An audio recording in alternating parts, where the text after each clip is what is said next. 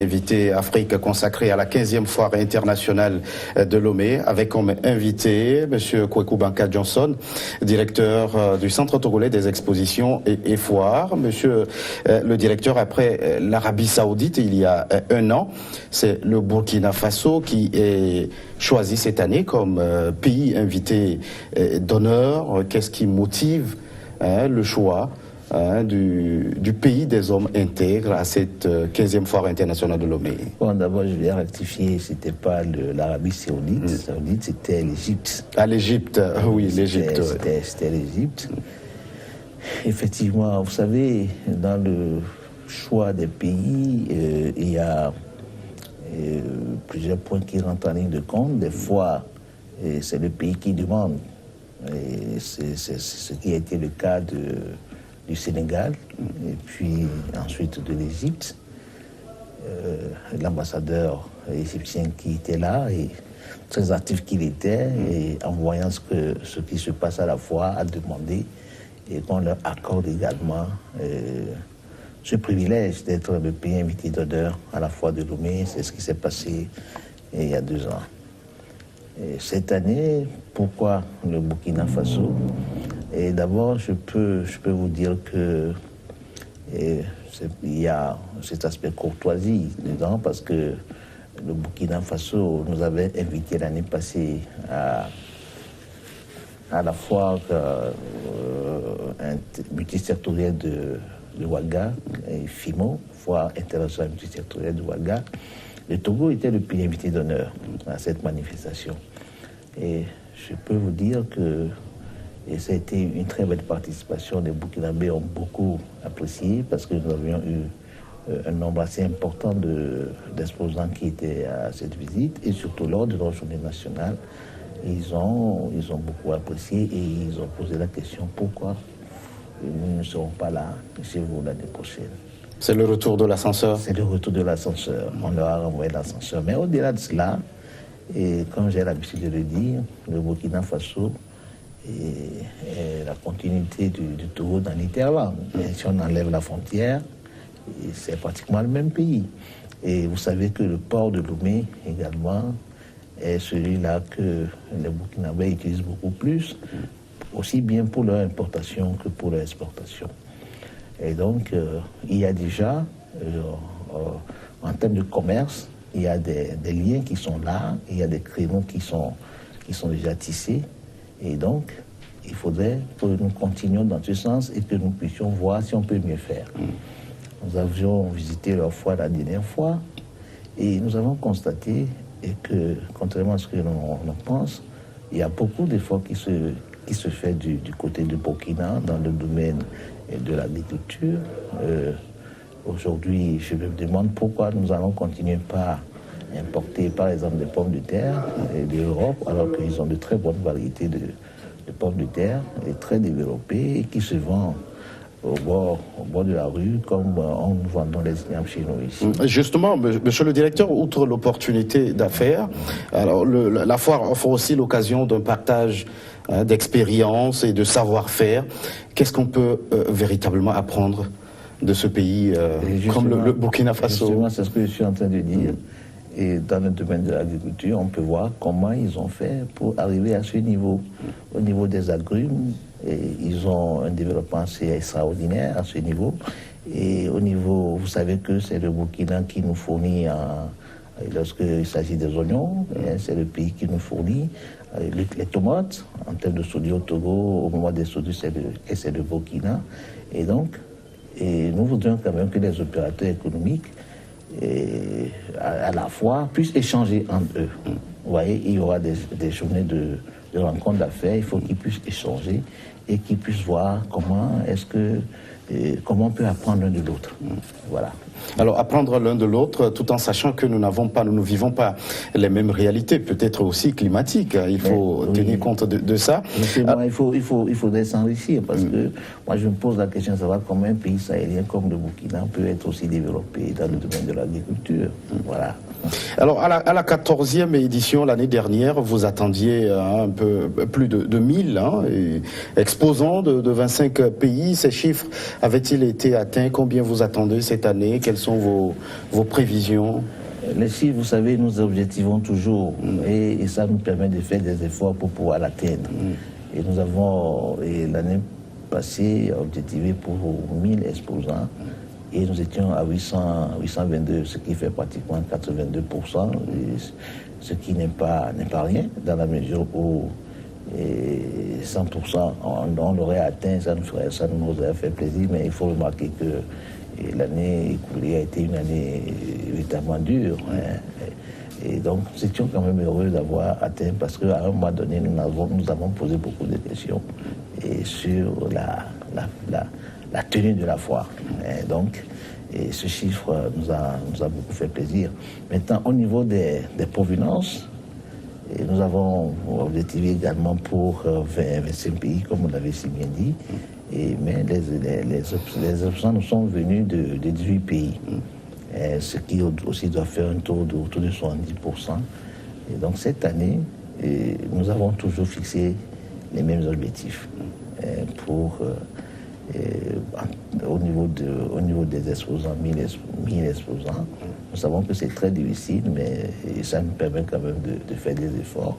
Et au niveau de la visite aussi, nous proposons d'atteindre les 300 000 visiteurs. Et parce qu'au fait, en termes de visiteurs, nous ne souhaiterions pas aussi dépasser ce niveau des 300 000 visiteurs. Alors, ces exposants, ils sont venus de combien de pays? Ils sont venus d'où? Pour l'instant, à un mois, et ça fait 13 pays. Nous avons enregistré des exposants qui nous viennent de 13 pays. On espère que d'ici la fin, on en aura d'autres. Parce qu'ils se sont annoncés, mais n'ont pas encore confirmé. Alors, quels sont justement, puisque ce plateau nous offre l'occasion de nous pencher sur les conditions d'inscription à cette foire internationale de Lomé, pour quelqu'un qui veut s'inscrire, quelles sont les conditions à remplir? Et les conditions sont très simples. D'abord, il faut être un opérateur économique.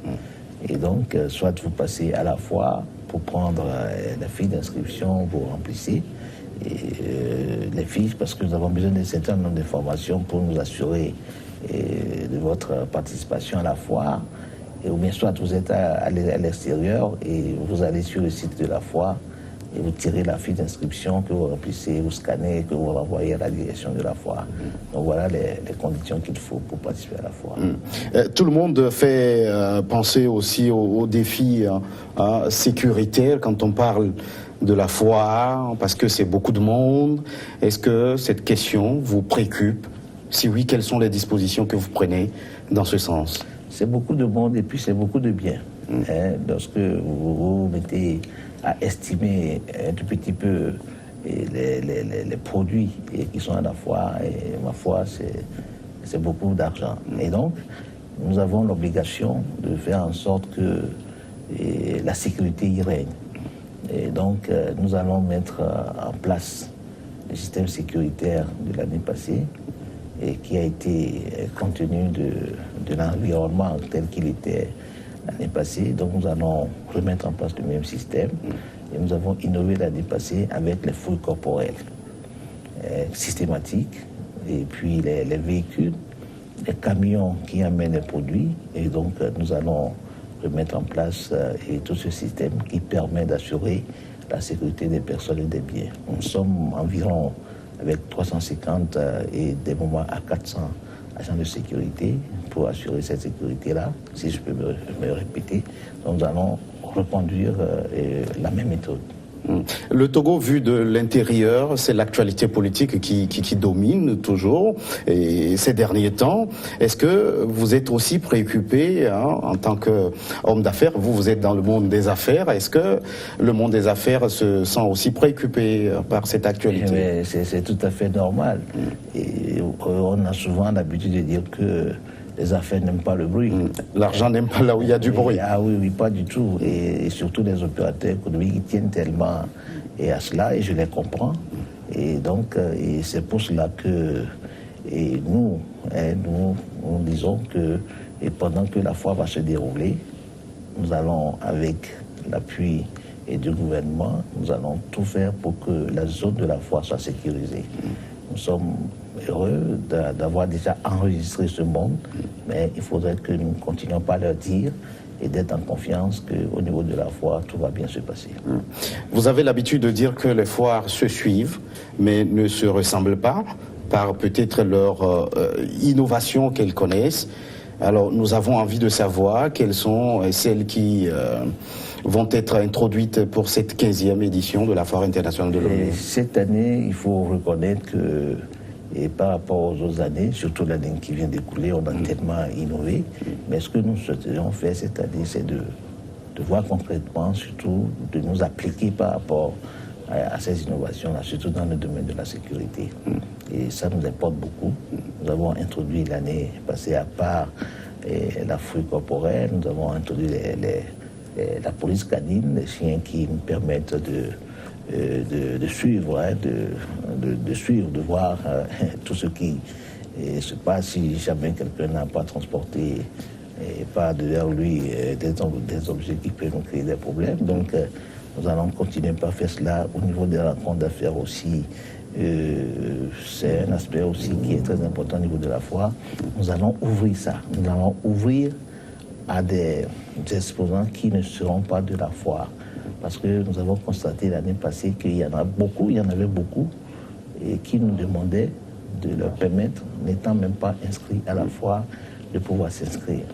Nous avons aussi étudié et nous allons permettre à certains opérateurs de ne pas participer en tant que tels, mais d'être visibles sur nos supports. Parce qu'on a également ces demandes. Et des opérateurs qui nous disent, bon, nous avons seulement envie de paraître sur vos supports, mais pas en tant que participant à la foire. Donc, c'est des points sur un support tel le journal de la foire? Le journal de la foire, par exemple, les affiches et que nous aurons envie, seront partenaires, parce que tout simplement, ils veulent être très proches de la foire. Et donc, c'est des choses que nous avons permises cette année. Voilà. Vous prenez beaucoup de dispositions à chaque édition de la foire de Lomé, mais le constat, c'est que vous semblez être dépassé les week-ends pour les visiteurs. Est-ce que cette préoccupation est vraiment prise en compte? Nous allons continuer chaque année à vivre les mêmes scénarios ou c'est arrêté? Ben, vous avez raison, et nous essayons de gérer cet aspect, et je reconnais que nous ne sommes pas encore arrivés à 100%. Il y a 2-3 ans, nous avons ouvert d'autres guichets. On s'est rendu compte que ce que nous avions n'était pas suffisant. On a ouvert d'autres, mais nous continuons par vivre le même problème.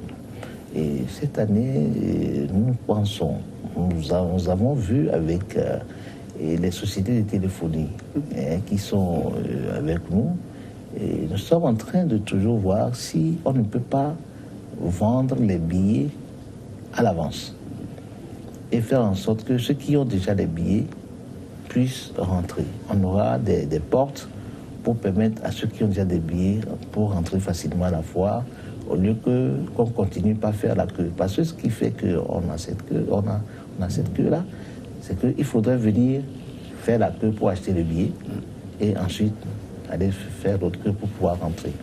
Vous voyez, donc c'est des aspects que nous sommes en train d'étudier, et j'espère bien que d'ici le début de la foire, nous trouverons des solutions.